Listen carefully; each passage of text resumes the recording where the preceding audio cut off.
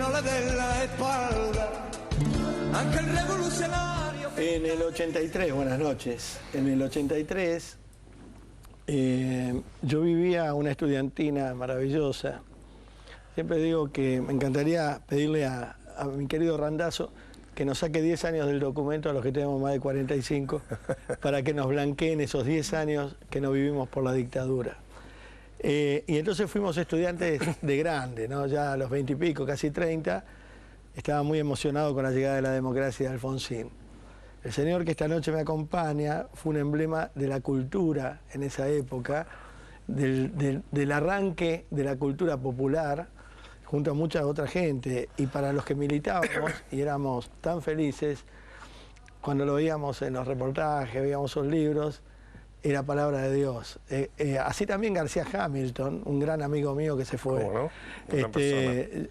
Cuando aparecía en la revista Humor, sus crónicas. Bueno, conmigo está Pacho Don. El Pacho, buenas noches. Permitime, estos aplausos son de verdad de corazón, ¿no? Buenas noches, maestro. ¿Cómo estás? Muy contento de estar aquí. Muy bien. amable. Además, qué bueno que recordar, yo fui el primer ministro de Cultura de la democracia en la ciudad de Buenos Aires. Claro. Y fue un momento maravilloso porque era muy claro lo que había que hacer. Además, estábamos todos imbuidos de un gran entusiasmo, es decir, había que hacer que la gente recuperara las calles, las plazas, que perdiera el miedo al otro, ¿no? Porque te acordás que hasta era temible hasta darle un número de teléfono en alguna El de al agenda. lado, el de al lado. El de al lado, sí, todo. Y después el reencuentro con los artistas prohibidos, con la vuelta. El encuentro, por ejemplo, de Mercedes Sosa, los que volvían del exilio, ¿no es cierto? O recordar cómo se debían a aquellos que habían muerto, ¿no es cierto? Y demás. Así que fue... Y por eso la idea de una cultura popular, por eso hicimos el programa cultural en barrios, que fue se sigue hablando del programa cultural en barrios. Vos viste, Pacho, que después que vivimos esa época trabajando para la democracia, trabajando mucho, se trabajó mucho, esos 6 años, mucho laburo, hubo que hacer todo de nuevo. Mucho laburo. Vemos y demasiada esperanza también. Exacto. Hoy se critican cosas, pero se ven bien y se apoyan, porque sabemos lo que nos costó volver a establecerla. Entonces... Sí, bueno, hay algunos que no tanto, ¿no? Que parece que se hubieran olvidado. Lo que pasa es que fue hace bastante tiempo. Hay toda 1 o 2 generaciones que han nacido en democracia, o sea que les parece... No saben lo que fue la dictadura. Natural, les parece que es un estado lógico. Bueno, exacto. Fue muy complicado, como vos decís. Pero te quería presentar con esto, más allá de la cantidad de libros y todo lo que has hecho en tu vida, te quería presentar con esto porque para mí sos un emblema de ese momento, ¿no? Muchas y gracias. Los emblemas nos quedaron. Yo siempre, Eve, que uno hoy puede... Yo hoy discuto sobre la conducta de Eve, pero la admiro por aquel momento, las marchas en la plaza por los derechos de sexo. Tráelo, no hay problema, es un café. Gracias, Negri, gracias. Ahí tenés tu cortado, Pacho. Oh, qué bueno, muchas gracias. Y te voy a aprovechar, porque vos sabés que tengo 61 años y me arrancó un problema en la cabeza, se ve que estoy comiendo seguido. Cuando uno come seguido y tiene trabajo, sí, empieza a plantearse otros temas. El tema de Juan Manuel de Rosas. ¿Cómo no? Porque tenemos una historia muy pronta, muy cerca, muy contemporánea, ¿no? ¿Y fue bueno o fue malo? Rosas fue todo, o sea, no fue el malo que nos han querido convencer de que es decir, Rosas fue un hombre con contradicciones, como normalmente han sido los personajes de nuestra historia, sobre todo en aquella época en que los claroscuros eran muy evidentes, muy marcados, ¿no? Rosas fue el principal pecado de Rosas haber sido el primer jefe popular.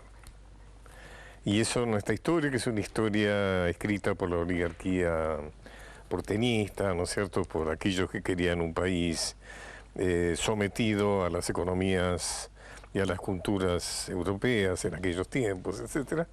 Rosas era un jefe popular, es decir, que desalojó a estos personajes durante 20 años del poder, un hombre que reivindicó a los negros, que reivindicó a los indios, ¿no es cierto?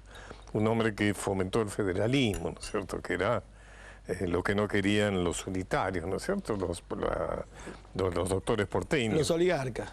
La oligarquía porteña, exactamente, que en última instancia se imponen, ¿no? Ajá. Vivimos de una organización nacional promovido por los unitarios rebautizados liberales, vencedores de las guerras civiles, que terminan cuando Urquiza le entrega la victoria en la batalla de Pavón a Mitre. Entonces, a partir de ahí, Mitre, que era el representante arquetípico de Buenos Aires, crea el Ejército Nacional, que lo envía hacia las provincias como un ejército de ocupación para terminar con las gobernaciones federales y con todo aquello que de alguna manera pareciera federal. O sea, Mitre era un tipo muy brillante que tenía muy claro su proyecto, aunque uno pueda disentir con ese proyecto.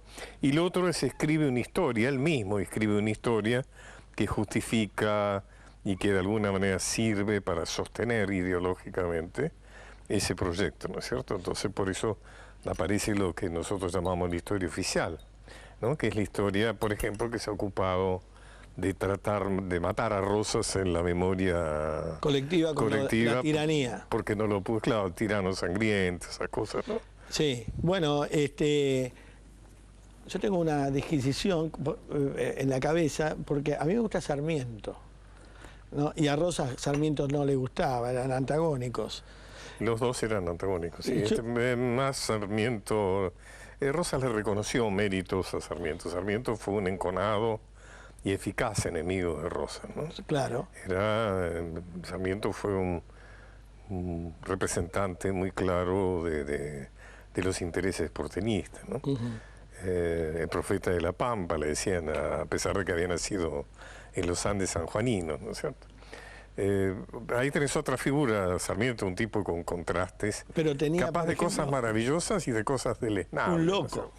Un loco importante. Yo no diría que era un loco, era un tipo con una pasión formidable. A mí lo que me gustaba era que... Era una pasión, su proyecto de país, él lo llevaba adelante, costara lo que costara. Si había que matar a alguien, pues, como al Chacho Peñaloso, se lo mataba. Era, digamos, era un hombre con una fuerza naturaliza. Vos habrás visto esa foto que a mí siempre me asombra, que es de Sarmiento muerto sentado. Sí, yo nunca he visto una foto de alguien muerto sentado, ¿no? Sí. Ni siquiera se acostó para morirse, ¿no es cierto? Sí, bueno, igual creo que le decían el loco Sarmiento. El loco Sarmiento, sí. Había una frase de él cuando le llevaba pasto al Congreso que decía que iba a llevar la comida para los diputados, ¿no? Claro, porque a pesar de que fue, fíjate, vos estás dando en un clavo muy interesante, porque a pesar de que son representantes, digamos, de los intereses de la oligarquía terrateniente porteña, el tipo, por ejemplo, se peleaba con ellos, le decía que era una aristocracia con olor a bosta. Claro. Y decía que vivían del ímpetu de sus toros y de la fertilidad de sus vacas, ¿no es cierto? Porque él había querido imponer un sistema que lo pudo imponer muy parcialmente, un sistema de explotación de la tierra, de pequeñas fincas, digamos, al estilo norteamericano. Él había visto eso en Estados Unidos, y no esos latifundios inmensos, digamos, de los terratenientes porteños, que eran muy poco productivos. Digamos que cuando San Martín, Belgrano, llegan a... Esto lo discutíamos con varios historiadores, lo vengo hablando, porque quiero saber, cuando llegan San Martín, llega Belgrano, se reparte la Argentina en parcelas a las familias aristocráticas, que eran por lo general los generales, los tenientes coroneles. Sí, no San Martín ni Belgrano. ¿Quiénes fueron? Fueron más bien los que fueron, digamos, los beneficiarios del triunfo de los unitarios liberales. Del motín. Inclusive te diría, fue más típico de la época de los tres presidentes de la Organización Nacional, que fueron Mitre, Sarmiento y Avellaneda, inclusive la generación del 80, ¿no es cierto? Ahí es como una clase de alto nivel, de elevado nivel social, económico, de una cultura muy europeizada, digamos, ¿no? Muy distante de todo lo que fuera nacional y demás, que ahí sí, decís vos, se reparte en el país, sobre todo un momento muy clave, digamos, que fue con la conquista del desierto.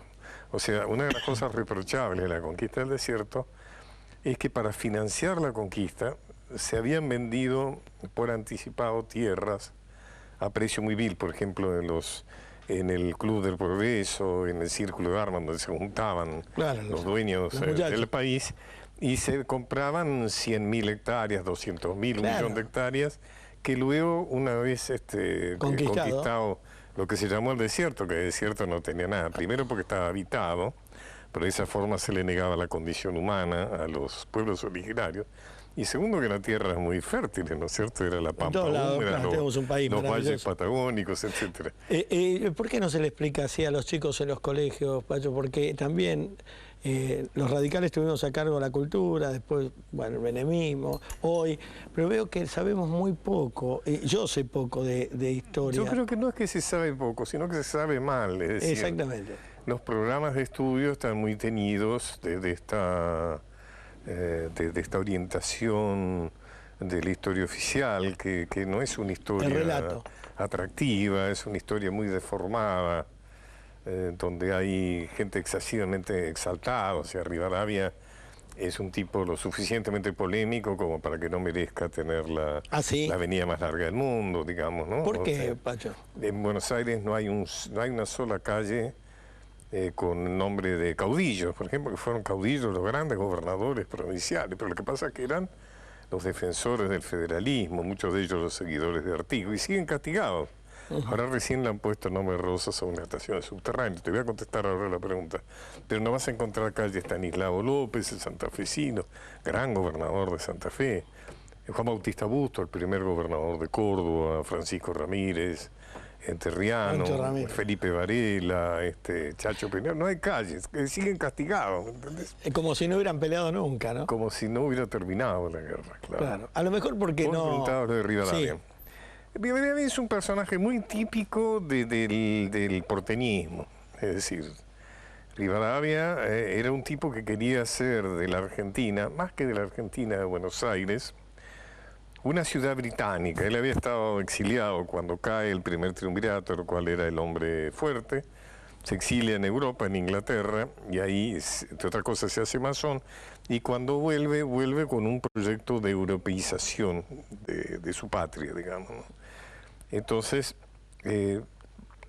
aparece ese préstamo, ¿no es cierto?, bastante venal, de la banca Bering, ¿no es cierto?, que inaugura la deuda. El sistema de dominación extranjera sobre un país como el nuestro a partir del endeudamiento. O sea, Inglaterra ya aprende que ya no es necesario desembarcar tropas como en las invasiones inglesas, sino que ahora basta con comprometerse con el eventual hacerle firmar un pagaré y endeudar al país. Yo en el monólogo digo que dejan los fusiles y agarran las chequeras.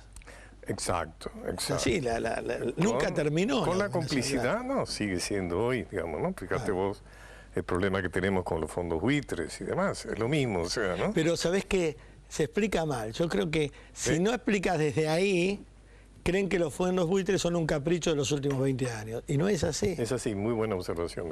Porque a mí es la continuidad de la banca Bering, es la continuidad del endeudamiento de Rivadavia con la banca Bering. O sea, es la continuidad de la colonización inglesa, de la colonización europea. La colonización financiera, económica británica, que luego intervendrá Estados Unidos, y actualmente ya no se pueden identificar países, sino que son grandes holdings financieros, ¿no es cierto?, industriales, económicos, en los cuales el sistema de control y digamos así, de provocar la dependencia de países periféricos como el nuestro, es a través del control de sus bancos, de sus finanzas. Vos sabés que, Pacho, que a mí me interesa mucho que hablemos de esto con la gente que puedan vernos, si Dios quiere, que se repita el fin de semana. Porque yo lo que noto es que se cuentan los últimos 10 minutos de la Argentina. En 200 años son 10 minutos un gobierno, que 5 minutos. Pero vos no podés comprender los últimos. Cuando llegás a la fiesta, que están todos borrachos, dormidos, y ya no hay más bebida, y la torta está toda aplastada, vos decís, pero esto fue un fracaso, ¿no? Tendrías que haber venido a las 12 de la noche, estaba bárbaro. Este fue un país que estuvo bárbaro y se lo han ido comiendo y ahora hay que levantar la fiesta de nuevo, ¿no? ¿Se podrá? Yo creo que sí, yo creo que sí, yo creo que ha habido... por eso este programa, yo vine con mucho gusto a tu invitación, muy porque, como vos decís, la televisión está infestada de lo coyuntural, lo más fácil. Y que tiene que ver también con el hecho de que al periodismo le resulta más fácil hablar de lo que está pasando ahora que como decís, darle una lógica de continuidad a todo eso. Sí. En ese sentido es raro y es absolutamente disfrutable por mí de que podamos en este programa tan visto y escuchado como el tuyo sobre estas cosas. Efectivamente, hay bastante, y de alguna manera de eso tiene la culpa los programas de historia también, ¿no? Sí. De las escuelas, de los... Nosotros, vos sabés que yo pertenezco a un movimiento historicista que llamamos nacional, popular, federal, iberoamericano, que como nombre más reconocido es el revisionismo.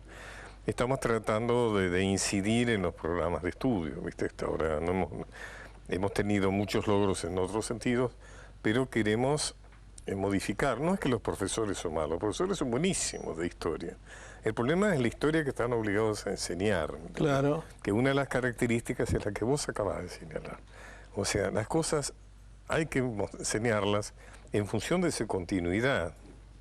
O sea, y además la historia tiene una gran complejidad. O sea, no le podemos decir a los chicos que Belgrano hizo la bandera celeste y blanca porque miró el cielo. O sea, hay que contarle que fue una estrategia muy interesante, porque si te lo cuentan así, vos aprendés a leer mejor los diarios todas las mañanas.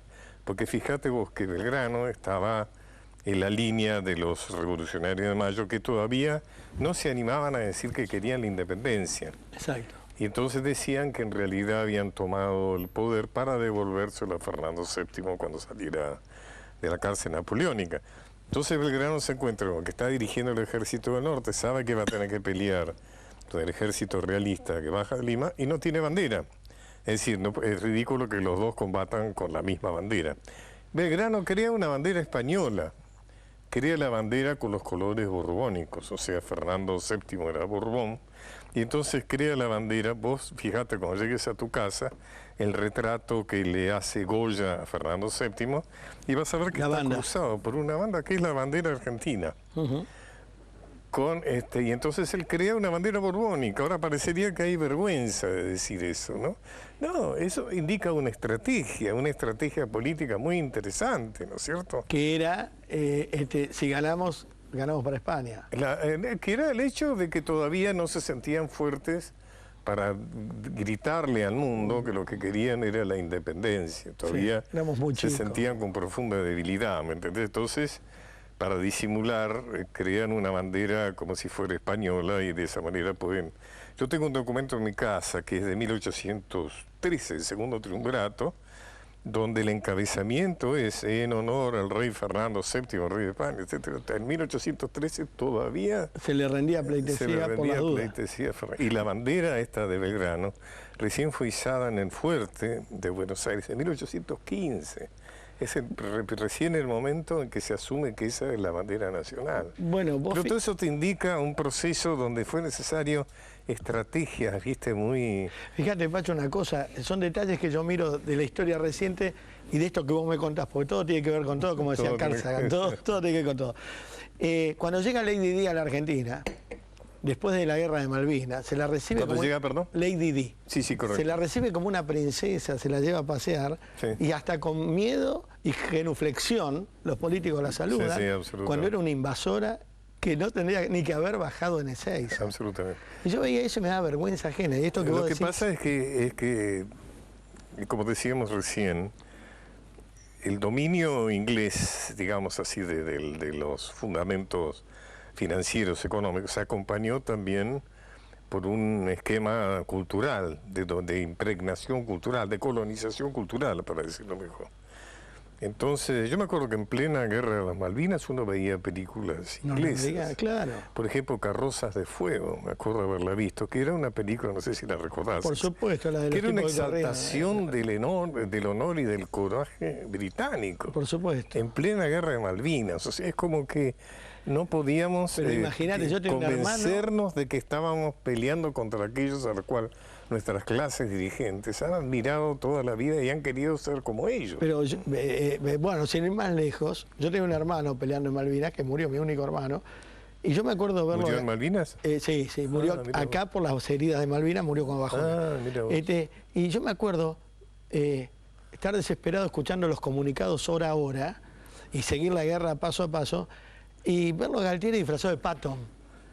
De Patton. Él estaba igual a Patton en el sur, porque no llegó a Malvinas porque sus testículos no le alcanzaban. No. Y en el sur se sacó una foto con la campera inflada, todo como Patton al frente de la... O sea, todavía luchando contra ellos, porque Exacto. hay que decirle también a la gente que Malvinas de Estados Unidos puso todo nos hizo la guerra a Estados Unidos, más que los ingleses, pues pusieron todo al servicio. Todos los satélites, todo el sistema operativo. Todo el ¿no? sistema operativo. Y este hombre se disfrazó de soldado norteamericano para sacarse la foto, o sea, de una idiotez y de una ambigüedad total. Pero es interesante porque eso sigue sucediendo, ¿verdad? Nosotros tenemos reflejos muy profundos condicionados por la admiración a nuestros colonizadores. En primera instancia Inglaterra, después con Estados Unidos. No así con España. Culturalmente, no, al contrario. Claro. Digamos, nuestras dirigencias siempre trataron de desechar a España. España nunca fue un país que nuestra dirigencia consideró fashion, por decirlo de alguna Claro. manera. No. Y fíjate, vos, este es un comentario un poco al mar. Somos virtuosos en deportes ingleses. Claro. Polo, tenis, hockey. Bueno, se enseña inglés en los colegios. Sí, sí. Bueno, se eligen colegios porque enseñan inglés. Porque enseñan inglés, cuando en realidad Claro. hoy tendrían que ser ruso o chino, pero están enseñando Lo inglés. que pasa es que el inglés es el esperanto de hoy, ¿no? Si vos vas a Japón, te vas a entender en inglés. Es otra O sea, forma de colonizar de los norteamericanos. Sí, sí, bueno. Escúchame, Babi, ¿hace cuánto tiempo no ves una buena película italiana? Bueno, desde Cinema Paradiso o El Cartero. Claro, en mi juventud veíamos la Nouvelle Vague francesa, veíamos el neorrealismo italiano, veíamos... De Sica. Los angloparlantes. Han copado los sistemas de distribución. Y acordate que el cine francés y el cine italiano era normal verlo en las carteleras de los cines. Acá no llegan ¿Cómo no? películas. Acá llegan los Oscars. ¿Hace cuánto tiempo no escuchamos música italiana, música francesa? ¿Te acuerdas cuando seguíamos el festival de San Remo, por ejemplo? 65, 66. Pero lo seguíamos con pasión. Después estaba el festival, el festival Oti. de Eurovisión, la Oti, claro. De Eurovisión, ¿Vos que te acordás? seguíamos, pero lo seguíamos apasionadamente. Nosotros bailábamos a Luigi Tenco, a Nicola Di Bari, y ahora se ríe la gente, ¿no? Sí, es más, fíjate vos, yo veo mucha televisión italiana, y la televisión italiana honra a sus grandes. La gente de 70, 80 años, Es cierto. con el pelo color caoba, son los anunciantes, son los tipos que hacen los programas, y los jóvenes lo acompañan. Pero cierto. sigue estando el mismo animador de hace 50 años. Es cierto. Acá los desechan. Además pasa muchos revivals, ¿no? Me acuerdo, otro día veía un homenaje que le hacían a Mina, ¿te acordás? Claro, Mina, cómo no. una Gabriela gran cantante. Ferri. ¿Eh? Gabriela Ferri. Pero, Dios me qué libre. grande. Bueno, ahora debe haber grandes figuras, lo que pasa es que no nos enteramos. No, lo que pasa es que hay muchas, pero no hay grandes. Antes con los festivales de San Remo salían los cantantes con una proyección al mundo, Bobby Solo. Porque se veía. Porque se veían. era Se lo que veía en la había. televisión. Hoy, ahora, es verdad ahora que, ya no ves más. es verdad que Estados Unidos ha sabido colonizar muy bien, eso hay que Ya ha admirárselo. colonizado el mundo, comunicacionalmente el mundo. Pero volvemos entonces al comienzo de nuestra historia reciente, porque Claro, fíjate vos cómo la historia reciente es la historia de siempre, ¿no? ese reciclaje, porque Claro. yo siento que los países latinoamericanos entran en un permanente reciclaje. Es cierto. Entonces, que pueden cambiar los protagonistas, pero siempre la historia, uno cuando pasa a los 60 se queda mirando, oteando así a la gente, y los chicos cuando los ve con fervor y todo, los mira y los deja hacer, pero dicen, mire, yo ya sé cómo termina la película, o sea, ya la vi, esto es así, si no despegamos de aquello, esto termina igual. Hay que renacer en la Argentina, hay que refundarla, yo creo que la idea es esa, ¿no? Refundar Claro, la es Argentina. complicado, pero hay que dar esa batalla, ¿no? La batalla de que Piazzolla, te digo por hablar de tema cultural, sí. de que Piazzolla y Atahualpa Yupanqui no tengan que morir en París, ¿viste? Ahora tengo una pregunta. Piazzolla no murió en París, pero tuvo el ataque cerebral en París, ¿no es cierto? O sea que... Pero porque realmente no iba mucho público a verlos. pero hay dos contradicciones, ¿no? Si bien Atahualpa no murió en su tierra y fue velado en el Congreso, Atahualpa fue que lo echó Perón. Se fue en la Libertadora. En la Libertadora se fue. Lo torturaron, fue torturado. En la Libertadora, pero en esa época, en el 50 y pico. Sí. La pasó siempre mal, porque él era un comunista reconocido. O sea, hubo momentos del peronismo que fueron muy macartistas. Claro. Y después la Libertadora, por supuesto, Pero después no naturalmente volvió. anticomunista, ¿no? Lo que yo decía es que después no volvió, cuando hubo varias Volvió, veces. sí, volvió. Me acuerdo cuando yo estaba a cargo de Cultura, le hicimos un gran homenaje, más volvió. Eso me acuerdo, en la época de Alfonsín lo pusieron Claro. de héroe, pero de ídolo, pero Reconozcamos que no tenía mucho público, o sea, no. no le daba como... estaba mejor en París que en Buenos Aires. Un amigo mío boliviano que le fascina Buenos Aires, venía y dice que cada vez que venía lo iba a ver a Piazzolla. ¿Te acuerdas que era 676 o Michelangelo? Michelangelo, ahí tocaba Piazzolla. Y decía, mira, ustedes se deshacen por Piazzolla, porque yo iba, había 20 personas. No le interesaba a nadie. En cambio, vos ves ahora las cifras enormes que se pagan por ir a ver un cantante europeo, digamos. Con ¿no? Piazzolla pasó una cosa extrañísima. Cuando Piazzolla tuvo 2 infartos cerebrales, Sí. cuando tuvo el primero, se agotó Balada para un loco, pero se repuso. Sí, Y había Balada para un loco, Pase Dulce. sí. Cuando le da el segundo infarto, se vuelve a agotar Balada para un loco. O sea, que la gente estaba esperando Qué que se interesante. muera para comprar los discos. Es un poco de la Argentina. Qué esto. notable, ¿no? Si en Medellín Gardel nos hubiera matado, nadie se acordaba hoy de Gardel. Somos un poco necrófilos. Y la Argentina, eso, bueno, me hiciste pensar. El aeropuerto de Mar del Plata se llama Astor Piazzolla. Sí, En la sala más importante, el auditorium del centro ahí del provincial, se llama No, Astor Piazzolla. el provincial, sí. El provincial. Se llama Astor Piazzolla. Ahora Astor Piazzolla vivía en Punta del Este. Claro. Te digo, es gracioso, ¿no? Sí, bueno, pero como a las Tita contradicciones Merelo, ¿no? de la vida o las contradicciones nuestras. Tita ¿no? Merelo murió olvidada en la clínica de Favaloro y ¿Quién? después Tita Merelo. Tita Merelo. Y después se le puso a todas las salas el nombre de Tita Merelo, pero en esas salas nunca la llevaron a trabajar cuando Yo sé que un yo poco la locos. llamé para darle un premio a Tita Merelo. ¿Ah, sí? Y me dijo, no, Pacho, no. Dice, le cuento algo, dice, ya rompí todos los espejos de mi casa. No se quería ver más. No se quería ver. No quería mostrarse eso que era en los años finales de su vida. Bueno, había otras personas, ¿no? Como Greta Garbo, ¿no? Muchas mujeres. Mecha Ortiz. Mecha Ortiz, Zuli Moreno. Zuli Moreno, que cuando envejecieron no... Bueno, tuvieron la dignidad de no querer mostrarle a la gente la decrepitud física de lo que ellas habían vendido. De la decrepitud física de todos nosotros. ¿Sí? Pero nosotros con una dignidad, porque nadie nos compra las piernas, ni la belleza, ni somos vedettes. De última, mientras pensemos, nos van a seguir comprando. Pero, que eso es lo que tiene de bueno a un poquito de intelecto, ¿no? Hay que decirle a los pibes hoy que se nutren de esta televisión de gatos y estafadores con rodete.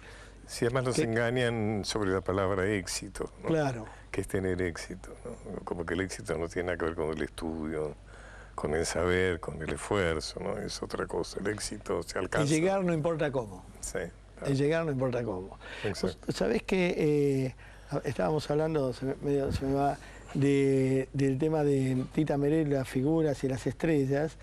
Pero volvamos para atrás, volvamos a la historia argentina. ¿Cuántos años hace que arranca, no la historia, con San Martín, Belgrano, la conquista, Bolívar, sino nuestra historia en la economía, en el todos los días, en el titular de los diarios? Porque yo digo, a ver, que cuando la oligarquía manejaba la Argentina, las 4.000 familias, compraban el diario y se juntaban y decían, no sale nada. No hay nada, no pasa nada, y se aburrían. No pasa nada. No pasa nada porque todo lo manejamos nosotros, no pasa nada.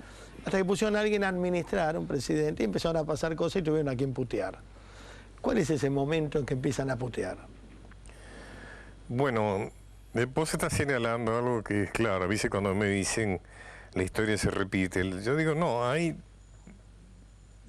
columnas vertebrales de la historia que son insistentes. O por lo menos que no se han podido modificar, que es el conflicto entre los sectores populares y los sectores dominantes. Vos podés analizar todos los hechos históricos en función de ese conflicto, que puede parecerse, si querés, a la lucha de clase marxista, pero que no se agota en esas categorías.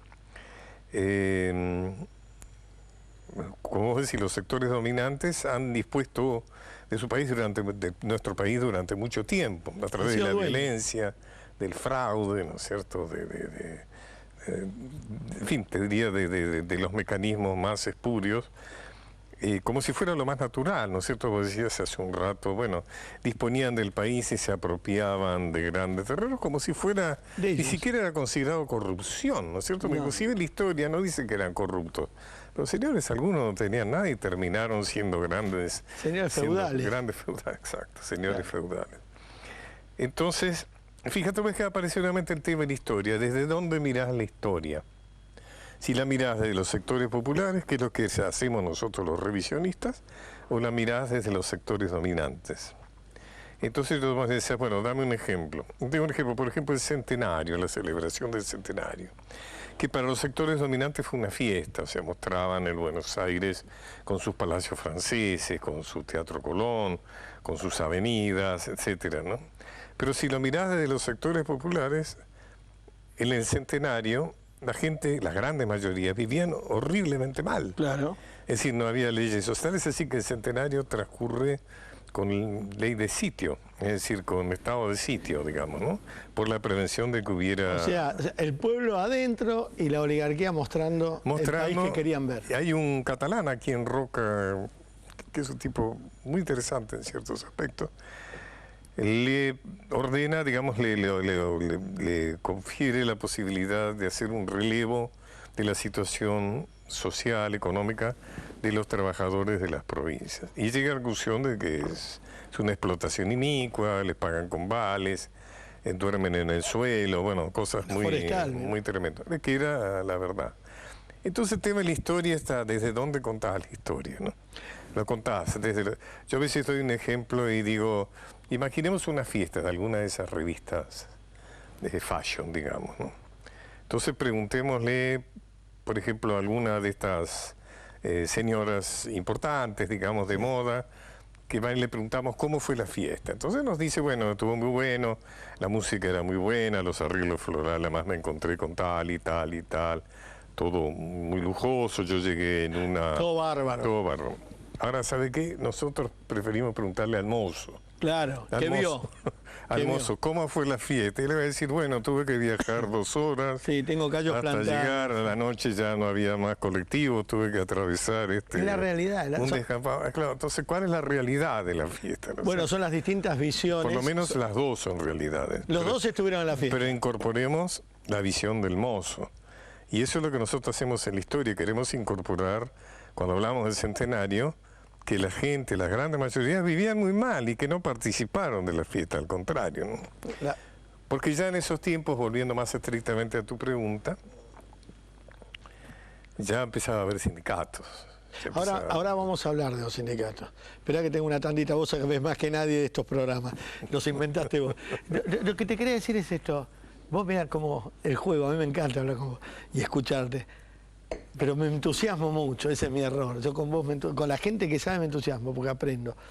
En mi barrio, yo tengo 61 años, cuando tenía 5, escuchen chicos, había una familia muy poderosa que desde juntar bosta por la calle para hacer adobe, habían pasado a ser constructores muy poderosos.